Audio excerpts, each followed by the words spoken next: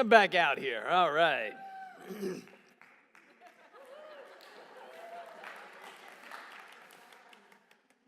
You know, that wigs me out every time, if you're clapping for Jesus, that's cool. Me, I'm a goof nut. So anyway, I got my water today because my allergies decided to break out a circus in my throat.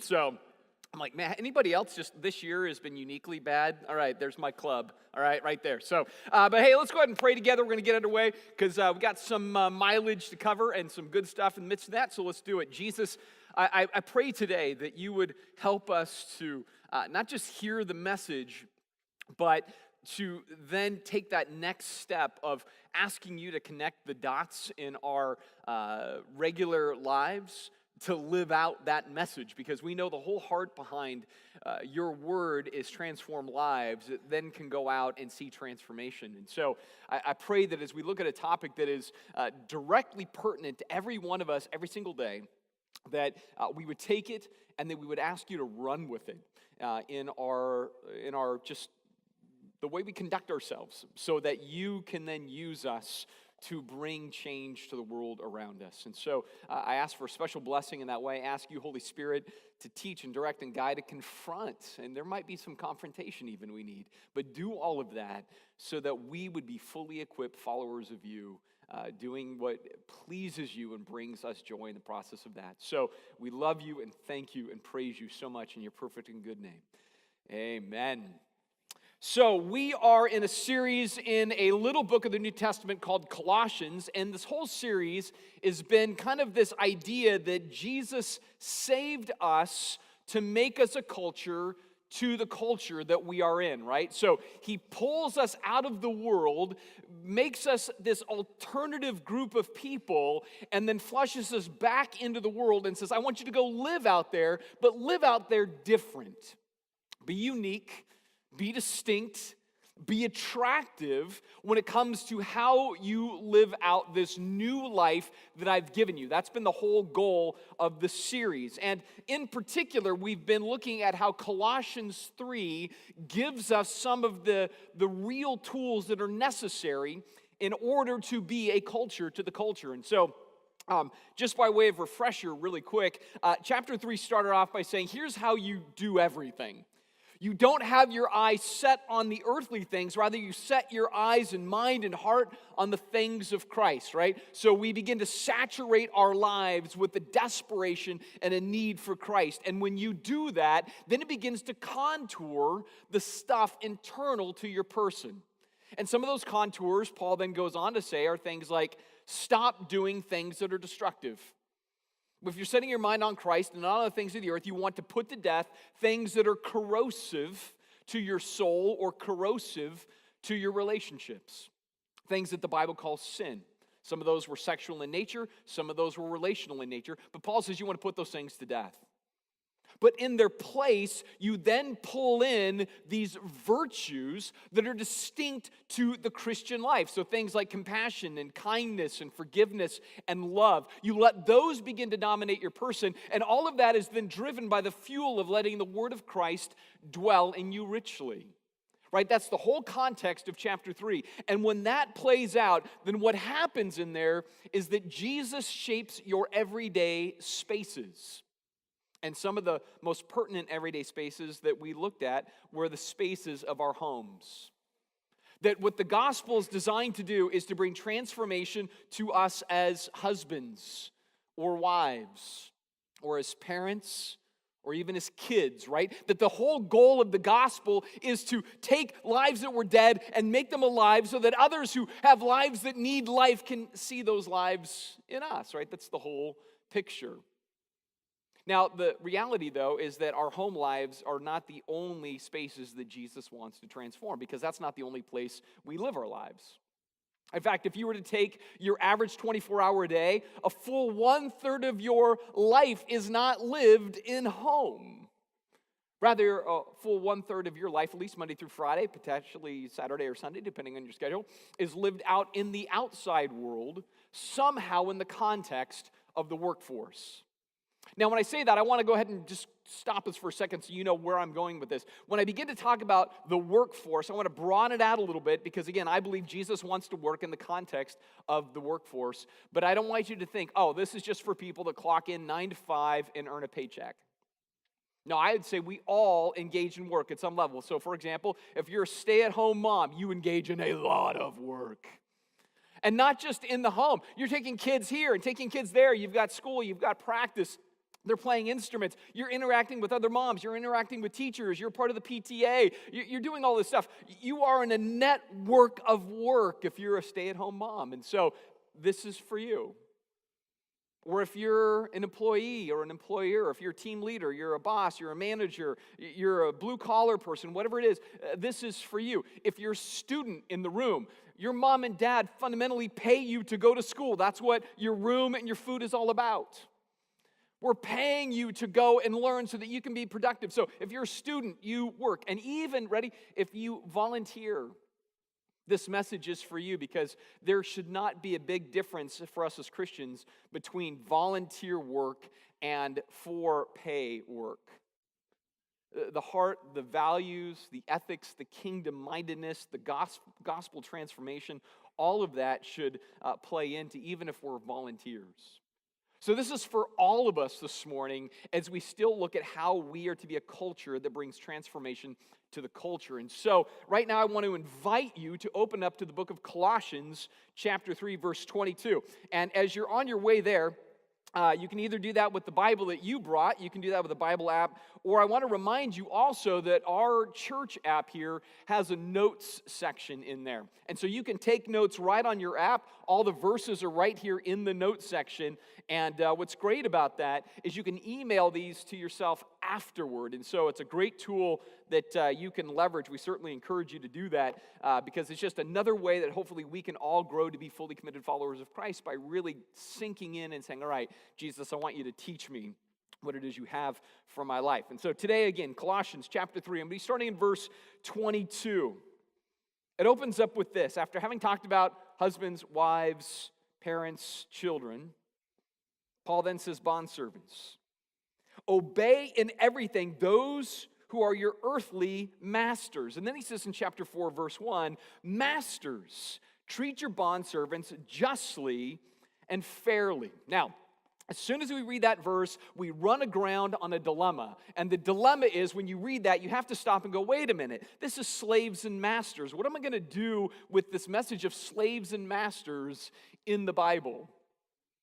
In fact, if I went a step deeper in that, I would say part of the dilemma is kind of rooted in the fact that often there are people that are sort of critical of the Bible, and one of the areas of criticism is they look at the Bible and they say, it condones master-slave relationships, and that's why the Bible doesn't work. Because if the Bible is wrong there, maybe it's wrong in other places. And so as soon as we see a verse like this, I would love to just jump right to the 21st century, say this is how it matters for us. But we live in a time where a lot of people say, I don't abide by the Bible because back in the first century, he said it was okay to have slaves. So if it said that then it doesn't count for now, and so people totally just drop the Bible completely. And I can't read a verse like this and then not address the problem. So I have to address the problem, and if you are in the notes section taking notes, we're going to start by sorting out the skeptic on the scriptures in slavery. We do have to address it. We can't help but not, because again, it's such a prevalent criticism. But I also think in addressing it, it's actually going to put us in a good place to understand the passage even better, so that when we get to how it applies to the 21st century, we'll be like, oh, that counts even more than I might realize. Now, part of our challenge in this is that we're preloaded. As soon as you hear slave or master or servant and master, your mind automatically goes to what's familiar to you. And what's familiar to you and familiar to me is our own American Confederate history when it comes to slavery. We can't help but just impose that. When we see the word master or servant or slave, we go, oh, you mean like what our culture did? This destructive, disgusting, horrible, just human depraved practice of our culture. You can't help but think that. You think about Roots, you think about Amistad, maybe you think about Django Unchained. I don't know what you think about when you think about that period, but that's going to be what you impose on the passage. And yet what's hard then for us sometimes to do is to say, well, the slavery of the United States wasn't anything like the slavery of the first century in the Roman Empire. They were different. And that's going to give us a sense of what Paul then is talking about here and how we then apply that today. So to give you a sense of context, I want to revisit how American slavery worked. There was a list of things that were true to American slavery.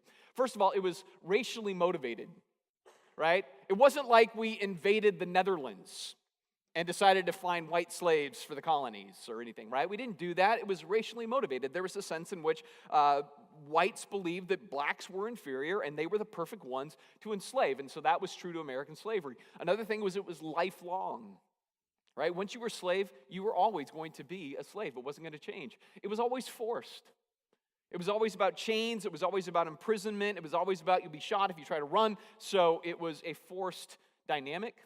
They were always positions of servitude. Nobody had really profound skills necessarily granted to them in the industry of being a slave. It was really meant to be the toughest, hardest labor that nobody else wanted to do.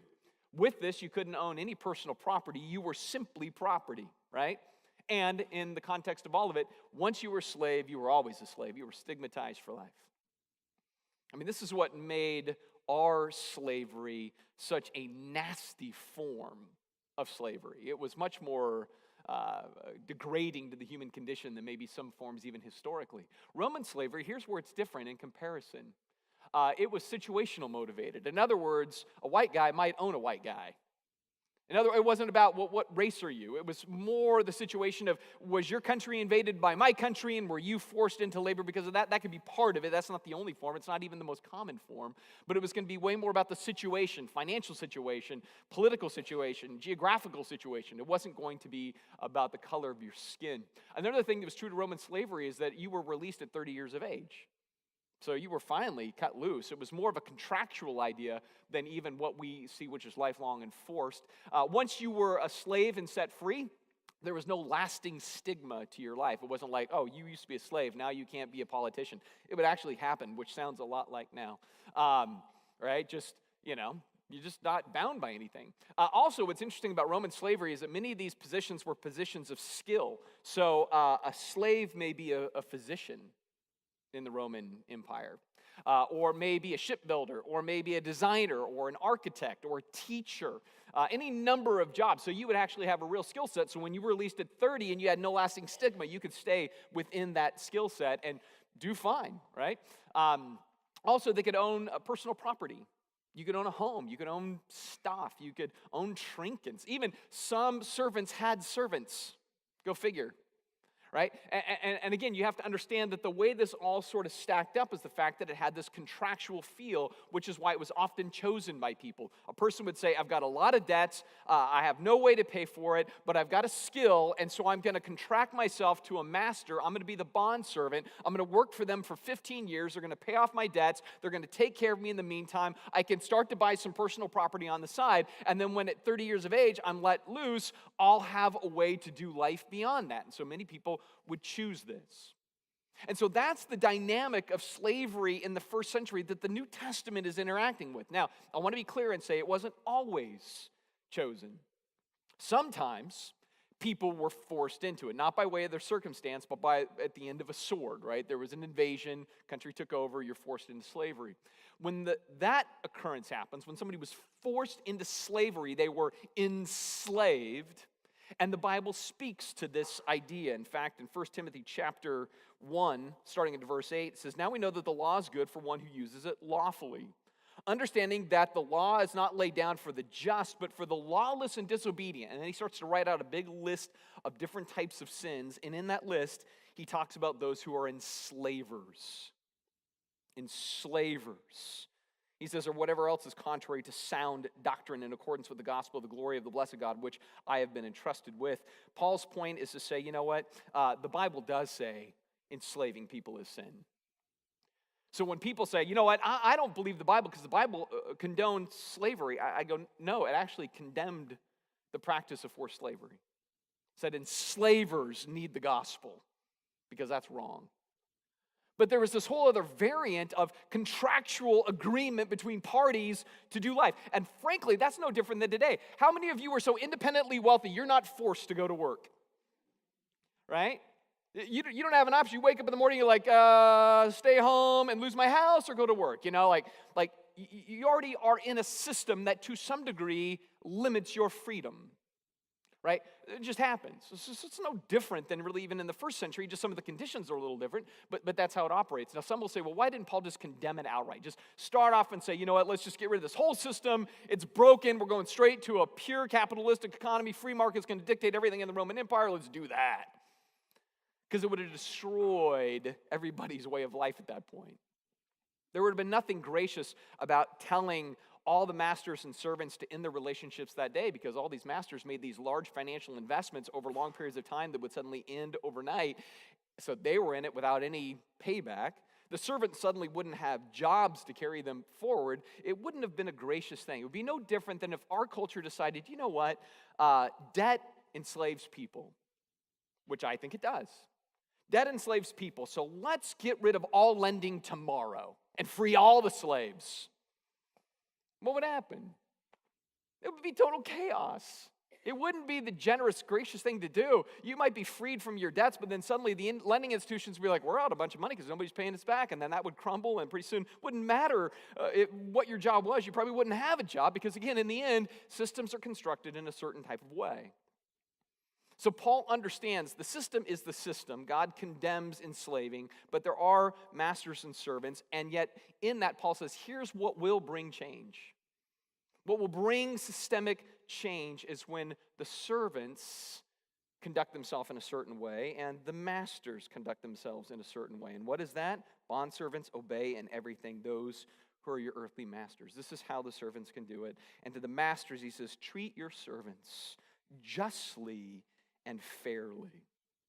He says it's all about mutual respect, which is no different than what we learned even in the context of marriage, right? That it's about mutual submission. It's when I care about your needs more than my needs and vice versa, then the system begins to work right. And so this is what Paul advocates for even among this relationship of boss and employee, right? Mutual respect. And so he begins to unpack the need for that.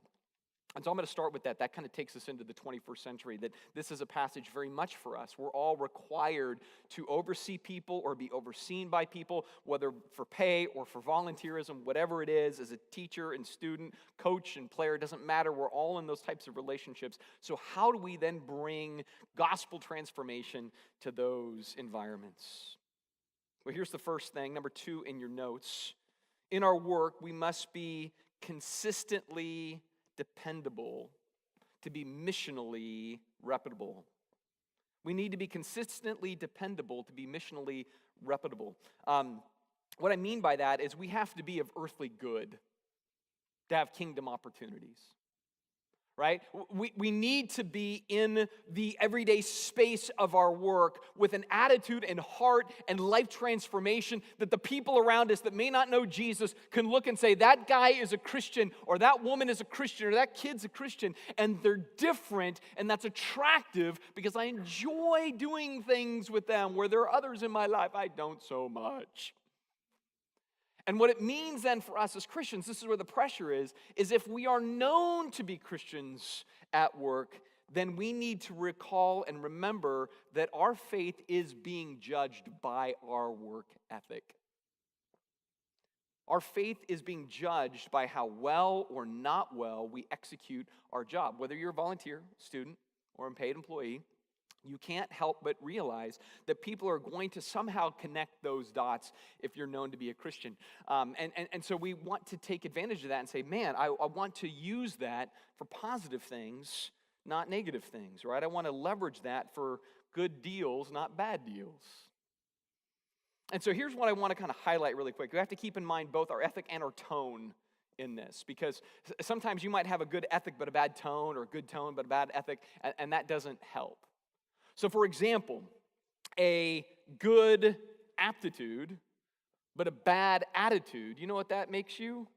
Irritating, right? At work, right? So if you have a great aptitude, you're the smartest person at work, you understand the process better than anybody, the technology, the system, whatever, you understand the volunteer stream, whatever, but your attitude is not good, nobody around you enjoys you. right? They may say, oh, that person, they're brilliant. You want to have a beer with them? Never. We're never inviting them out for a beer after work, everybody. You got that? Jim's never coming, right? Just give him the extra work to do. Our team will be awesome, all right? But don't invite that guy, right? Because it's not enough to just be smart. The smartest person in the room, who always comes across as the smartest person in the room, that's the one that drives everybody a little crazy, right? And so even if you're really good at what you do, you have to think in terms of, I can't just be good at what I do. I also have to bring an attitude that's an encouraging type of attitude, right? That causes others to go, wow, you're really different, right? The flip is also equally problematic. You may say, hey, I have a good attitude, but if you have bad aptitude, that just makes you differently irritating and frustrating, right? Because again, you may be the person that always has the funniest joke and is witty and everybody's encouraged around you and everything else, but when it comes to actually doing the job, they're like, oh, don't give it to Jim. Don't give it to Jim. We're all going to lose our jobs if you give it to Jim, right? You don't want to do that. I remember years ago before I was pastoring, I worked for Office Club, and I was pretty open about my faith. I really went into that whole thing wanting to share my faith with people, be overt about that, but not at the cost of being like a total freak where nobody wanted to be around that guy, right? So trying to kind of thread that needle. And I worked with another guy that always talked about being a Christian too. And the guy was talky, but he had no work ethic, was always loafing around, goofing off. He kind of became the joke of the place after a while. And I remember one of my managers one time, we were in the break room, and he says to me, he goes, hey, Matt, you and Andrew are not the same kind of Christians, are you? I said, well, I think we are. I don't know why you're asked that. He goes, well, it's just Andrew's such a doof, and you do your job. And I remember going, that's that example to me. And my manager was not a Christian, but that was an example to me that said, if they know you're a Christian, they're going to watch your work ethic and judge your faith against it. That's when I realized that truth, right? And so what it means for us then, what do we need to do? We need to have both good attitude and good aptitude, right? And then that becomes elevating, because then you have this opportunity for your people that you work with to respect you and to admire you and to appreciate you, and your boss may actually go like, wow, this person's doing things. They're helping out the company. They're helping out the volunteer organization, whatever it is. And from that, you are given opportunity for greater witness. Because it's only when people look at our lives and say, you're valuable to me, that they're going to want to then understand your deeper values. Did you catch that? Only when they go, I see how you're valuable to me, will they want to then understand your deeper values. Because they're going to say, wow, you seem to get some things that maybe I don't even get, or you seem to exhibit a display of ability or thoughtfulness or focus that's admirable. And if I admire those things, there may be a deeper root to it, and so tell me more. In fact, I think about this with my brother-in-law, who is over in the Netherlands right now, and he runs a trucking company. He's the CEO of Duvall Motors, and he loves Jesus, and he's the guy that's always sought to keep faith first and everything else. And recently he was being interviewed by like 500 collegiate students at a symposium on business in Europe, and they pulled up his LinkedIn page, and they said, well, you put here that faith and family, then occupation, in that order. And all these college students in Europe, which is not exactly known for loving Jesus nowadays, right? Europe is kind of dormant when it comes to the things of Christ. But all these college students kept wanting to ask him about his faith. And they're like, well, how about this? What does a Sunday look like for you? And all these, and it's a business thing, right? And yet, what was true is that they said, this guy's clearly done things in his life. He's clearly risen to the top of a major corporation. He knows some things. And so now when he talks about his faith, we're intrigued.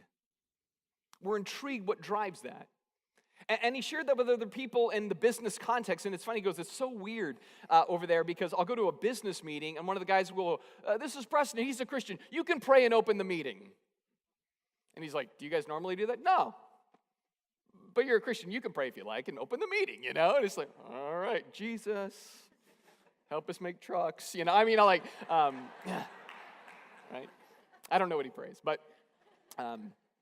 again, it goes back to the idea, when you have attitude and aptitude, man, you have opportunity, you have room for witness, right? And so this is what Paul really is getting at when he says, bondservants, this is what you're to do. And so he lists out three basic things. He says, obey in everything those who are your earthly masters. That's number one. And I'm going to assume he writes that because they weren't, right? So servants obey, probably because they were struggling to obey. Just as much as he writes to dads about not embittering their kids. Why? Because they were probably doing it. And to husbands to not be difficult with their wives and harsh because they were probably doing it. And wives to submit because they probably weren't doing that. And kids to obey because they weren't doing it, right? He writes things probably to deal with fixing things that weren't happening. So he says, I want you to obey your earthly masters. That's number one. Also, I want you to do it not by way of eye service. That's number two. Or as people pleasers. That's number three. But rather do it with sincerity of heart and fearing the Lord. Really, I look at this and go, there's three fundamental attitudes that you've probably seen in either volunteer or paid work that exist right here. Nothing new under the sun. Those employees who don't want to obey. Who's that? It's the take this job and shove it personality that you work with sometimes, right? Where they go, you know what, I'm not going to put in any more time than is necessary, right? I'm going to talk down about the management. I'm going to complain about everything. I had this better job before, but then they didn't know and I quit. And, it's just always that same personality. This says, whatever the standards are for the business, I don't abide by them. Whatever the dress code is, I don't care about it. I'm always pushing the boundaries or edges because it's really about me. Those are the attitudes that don't display obedience. And if you are a Christian and you're in that environment and yet you're always pushing the rules, always talking about how those who are over you are idiots or imbeciles, then you know what? After a while, people are going to be like, that person's a little toxic. They're toxic because they're not obedient. And so Paul says, man, as Christians who work, we need to be Christians who obey. It's not the only type. There's also the person that does things for eye service. And this is the just do enough to not get fired personality, right? So when the boss is watching, you're working. And when the boss isn't, you're goofing, right? It's that person that does say, you know what, when it all comes down, I'm just going to do the bare minimums. I'm not going to do extra. I'm not going to do more. When they get their annual review, they never exceeds expectations. They never get that check, right? Because they almost look and say, hey, I'm doing this place a favor, and therefore I'm not going to go any further than I need to. I remember I was talking to one friend of mine who had just picked up a new job, and it shows up and is real diligent the first day, and literally one of the guys stops him and says, dude, you better slow down. You're going faster than the rest of us, and you're going to mess our reputation up. So just slow it down, Bubba. It's just like, don't work so hard. This is a union gig, right? And I don't mean that as a slight. I'm just saying to unions. But I'm saying sometimes there's this attitude that says, whoa, wait. This is what this is. You don't work so hard. What was interesting, that guy kept working hard, and within like 2 months, he was promoted over all of those guys, and life changed, right? But see, it's that kind of thing where it's like, I'm just going to do eye service. When they're paying attention, I work hard. When they're not, I don't. Paul says, man, that they're always paying attention. They always know, right? But then there's the third person, and the third person is what? The people pleaser. Who's the people pleaser? What comes to your mind? You're thinking brown noser. You know it, right? You're thinking the suck up, right? The person that just uses all their words, but again, they don't have any of their abilities, right? There's a lot of talk, but not a lot of production. And all of these things, Paul says, that's not for us as followers of Christ. That's not how we bring transformation, right? We bring transformation by being different, by being productive, by being helpful, by being invested, by caring about the good of those around us and the good of the companies or organizations that we may volunteer for, caring about the school in which we are a student of, whatever it is. That's the way we make the investment. And so we do so, what? Out of sincerity of heart and fearing the Lord. We do this ultimately, you ready? As an act of worship. Your work is your worship. Just like your home life is your worship, just like when we come together and we sing on Sundays, that's an act of worship. And just like every other decision in life, ultimately our whole lives, according to Romans chapter 12, is that we are to be living sacrifices. And so I want us to look at work different and not just like this is what I go do because people need things and I make stuff to get money or whatever it is. Rather, we need to look and say, man, this is my opportunity to showcase the heart of Jesus in the real world. Every day you walk onto the mission field. That's why at the end of every one of our worship services, we say, now you're sent. You're going out onto the mission field. You're everyday missionaries, right? And so work is the place where you get to be that. And when you roll in and you just want to obey and you work as hard when they're not watching as when they are watching and you're not doing it for any other reason to make much of Jesus in the process, man, that's a huge opportunity. And so that's how we have to see our work different. Not just like, oh, I'm doing this till I can retire and get out of hell. But if every day your job is hell, great, bring heaven to it. Bring heaven to it. Bring the gospel to it. Bring life change and transformation to it. Because we've got to do this remembering, number 3, that in our work, we need to remember that our work that we do is really for our boss's boss. Our boss's boss. Every boss in the world has a boss. His name is Jesus. Right? And that's what Paul goes on to say. Whatever you do, work heartily as for the Lord and not for men. Knowing that from the Lord you will receive the inheritance as your reward. You are serving the Lord Christ. For the wrongdoer will be repaid back for the wrong that he has done. And there is no partiality. So here's what I want you to do. I want you to stop thinking that you work for Microsoft, that you work for Google, that you work for Amazon, that you work as a plumber, that you work as a stay-at-home mom, that you work in a volunteer organization. I want you to stop thinking that I'm a student just because Washington State tells me I have to be. Right? And to start saying, wait, I work for the Lord. In everything that I do. That's literally what it says, right? You work for Jesus. And so you want to have that mindset. First of all, you want to have the mindset that says, I work hard. This is in your notes. I work hard because I want to help others flourish. That's a good thing. Jeremiah 29 says, man, we are to care about the welfare of our city. And when we care about the welfare of the city, we receive welfare as well. So in that sense, we go, man, I'm going to work hard at whatever I do, volunteer, student, or for pay. I'm going to work hard because I want others to flourish. That's one thing that's really important. The other thing you want to do is you want to work hard because you want to make much of Jesus. You just want to make much of Jesus. You want his reputation tied to your life, and you know that your lifestyle represents that, and so you want to make much of him in what you do. But according to this passage here, you also want to work for Jesus and not for men, and want to work hard knowing that Jesus is the one who writes the final bonus check. Right? Isn't that what it says? Whatever you do, work hearty as for the Lord and not for men, knowing that from the Lord you will receive the inheritance as your reward. You get to double dip if you go in for pay, man. You catch that? You go in, you get paid by an employer to pay you, and then Jesus is also going to pay you. Right? It's just double dipping. And so this is what we want to keep in mind always before us. This is why we do what we do. We do it for him. So if you have a bad job, you don't do it for the job, you do it for him. If you have a great job, you don't do it for the job, you do it for him. If you volunteer, you're not doing them a favor as a volunteer, you're working for Jesus because he's done you a big favor. Even as a student, same thing. We all do it for him. Now, what if you're a boss? What if you have leadership responsibilities, people are under your management, or you're directing, or whatever it might be? What should you do? Well, here, number 4. As employers or bosses or managers, in our work, we must care about the top commands more than the bottom line. We have to care about the top commands more than the bottom line. Chapter 4, verse 1, masters, bosses, managers, owners, whatever. Treat your bondservants justly and fairly, knowing that you also have a master in heaven. Like I said, every boss has a boss, right?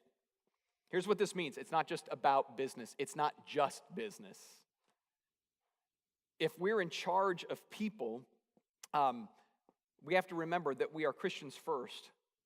We're not bosses first. We're Christians first. And so there's things about the Christian life that need to be true. So, for example, no matter where you fall in the leadership spectrum, you're called to live out the fruit of the Spirit, right? Love, joy, peace, patience, kindness, that whole thing in Galatians 5. So whatever we're doing, overseeing people, those dispositions must be true. That's just true. And what is also true as far as the commands of the Christian life is, you know what? We are here to serve, not be served. So we can't look at our employees and say, what are you doing for me? Rather, we need to think in terms of how can I do something for you? I mean, that's still to be true. As a Christian, we're here to serve, not be served. Those are just commands for our lives. We have to look out for others' good, not just our own good. So that also is a command to the Christian that we're to live out as managers. And then ultimately, even in our capitalistic structure, we still want to bring to the equation this idea of compassion, understanding, being just and fair in all that we do. It can't just be cutthroat, dog eat dog. Because we're meant to be different. We're meant to bring systemic change by way of how we live and interact with people. And when we do that, when we live in those ways and make those the priorities and we do it for Jesus, in essence what we're doing is we're bringing Jesus to work. It's like bring Jesus to work day, not your kid. Bring Jesus to work day, where we do it with his heart. Now, I know for some of you, you're probably hearing some of this and you're still like, man, I'm trying to understand, how would I do this? How would that look? What are some things that I could maybe leverage to understand that more? Well, one of the big things we're really keen on around here is the idea of next steps and tools that can help you grow. And as I was thinking about this message this week, I thought, man, there's some helpful things out there that can help us do that. And so one of the things, if you're interested, there's a little video. It's about 35 minutes long by Tim Keller. And it's just kind of 5 ideas about the Bible and work. And you say, you know what, I would like to learn some more. Man, in our next steps section of our app, I want you to just go to that little tile and pick that and say, I would like to learn a little bit more about kind of how I can bring a biblical-based lifestyle to work. And Tim does a great job of that in just a little nugget. Maybe some of you are saying, I'm going to need more than a 35-minute video, Matt. I need a little bit more of a study. And so we also have a 12-day study on God at work and the conversations that are around that. And maybe that's the thing that you want to do. It's just 12-day, step-by-step, short little videos, like 5 to 6 minutes, a couple of little things in there, just to help you figure out, man, how can I be a missionary at work? And maybe that's the step for you to take, because you go, man, I know I have an opportunity. I work with a lot of people that need Jesus. I'm not sure how to get to that point, and so these are ways that you could do that. And yet maybe for some of you, you're hearing all of this and saying, I work, but I don't know Jesus. Or I work and I know Jesus, but I've not been very attentive to my walk with him lately. And so you go, I want to either submit my life to Christ or I want to recommit my life to Christ. That's even something that you could tap on that little icon, because again, our heart is to help all of us, myself included, grow in what it means to be more effective in the things of Christ in the world in which we live. Maybe even for some of you today, you say, you know what I really need? I just need prayer. Just need prayer. We're going to have some people right down here in the front after the service that would love to pray with you if you could use prayer. Because our heart, again, in all of this is saying, Jesus, help us to be effective. Help us to be missionaries. Help us to bring you as a culture to the culture so that the culture around us can come to know him. Let's pray together. Jesus, I thank you for your grace and generosity toward us. I thank you for the reminder that work is ultimately an opportunity for worship. It's an opportunity for mission, and in that we have a responsibility to work hard, to do so with a great spirit, but to do it desperately hoping that from that people will ask deeper questions and we will have bigger opportunities to share more about you. We love you so much and we thank you for your goodness toward us in your awesome name.